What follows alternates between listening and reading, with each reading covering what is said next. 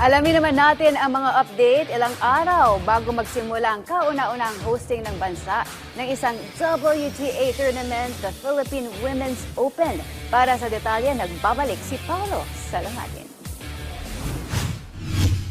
Sinimulan na kahapon ang operational testing ng mga bagong gawang court sa Rizal Memorial Tennis Center, 2 linggo bago ang makasaysayang pagdaraos ng kauna-unahang WTA 125 tournament sa bansa na Philippine Women's Open. Sa loob ng 3 araw, maghaharap ang mga pinakamagagaling na women's tennis players ng Pilipinas para sa national ranking points at isang wildcard slot para sa main draw ng kompetisyon.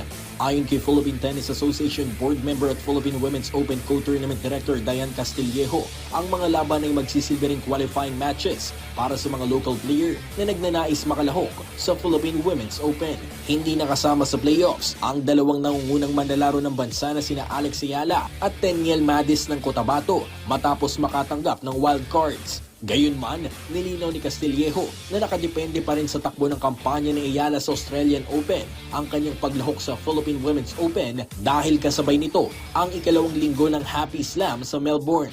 Layunin din ng mga laban na subukan ng mga bagong ayos sa pasilidad, lalo na ang pagtalbog ng mga bola, traction ng mga bagong resurfaced hard courts upang matiyak na pasok ito sa international standards ng isang WTA 125 event.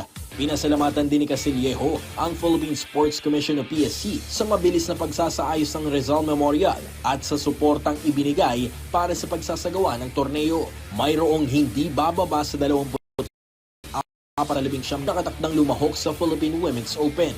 Kasama sa entry list ang Croatian Olympic silver medalist si Donna Vekic na posibleng makaharap muli ni Ayala matapos ang kanilang 3-set match sa Auckland.